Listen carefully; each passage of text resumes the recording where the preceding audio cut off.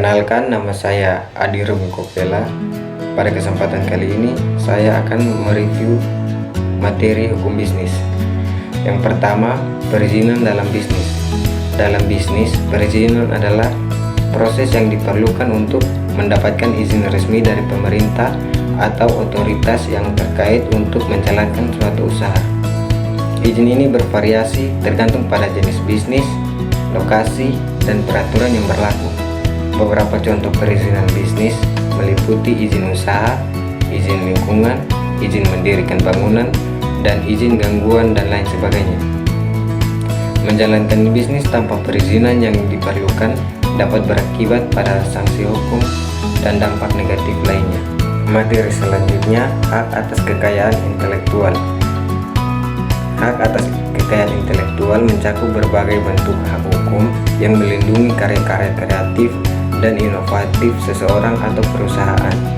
Ini termaksud hak cipta dan hak paten, merek dagang, desain industri, dan rahasia dagang. Hak kekayaan intelektual memberikan pemiliknya hak eksklusif atas penggunaan dan pemanfaatan karya atau inovasi tersebut yang memberikan insentif bagi inovasi dan kreativitas serta melindungi investasi mereka. Materi yang ketiga, hukum ketenagakerjaan. Hukum ketenagakerjaan mencakup berbagai topik seperti yang pertama, kontrak kerja, yaitu meliputi persyaratan, jenis kontrak, dan hak serta kewajiban pekerja dan majikan. Yang kedua, upah, meliputi peraturan terkait gaji, tunjangan, dan pengaturan terkait kompensasi. Yang ketiga, waktu dan kondisi kerja, meliputi jam kerja, lembur, cuti, dan istirahat.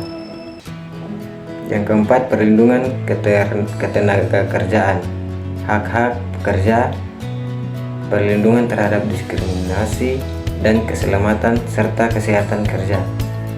Yang kelima, pemutusan hubungan kerja, meliputi prosedur dan persyaratan terkait pemutusan hubungan kerja serta hak-hak pekerja setelah pemutusan hubungan kerja. Materi ini secara umum diatur oleh undang-undang dan peraturan ketenagakerjaan yang berlaku di negara. Materi yang keempat ada hukum TPPU. Hukum TPPU.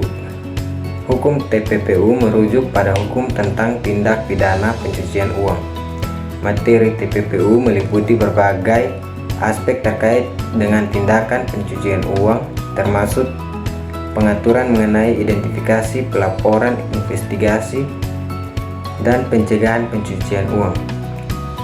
Ini juga mencakup sanksi hukum terhadap individu atau entitas yang terlibat dalam kegiatan pencucian uang, serta prosedur pengembalian aset yang diduga berasal dari kegiatan ilegal tersebut.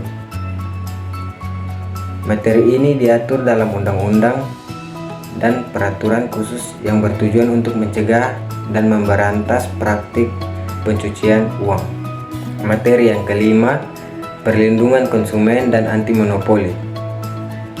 Perlindungan konsumen mencakup aturan dan regulasi yang bertujuan melindungi konsumen dari praktik bisnis yang merugikan, termaksud informasi yang menyesatkan, produk yang berbahaya, atau praktik penjualan yang tidak etis. Sedangkan hukum anti monopoli berfokus pada mencegah praktik monopoli atau oligopoli yang merugikan persaingan bisnis dan konsumen. Ini meliputi pengaturan terkait persaingan usaha yang sehat, larangan praktik kartel, dan penegakan hukum terkait penyalahgunaan posisi dominan di pasar. Materi yang terakhir yaitu perusahaan go public dan pasar modal. Perusahaan go public dan pasar modal mencakup aturan dan regulasi terkait dengan perusahaan yang mengeluarkan saham kepada publik dan berpartisipasi dalam pasar modal.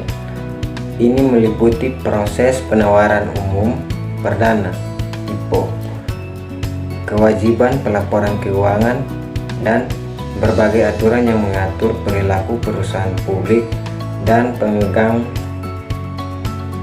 saham.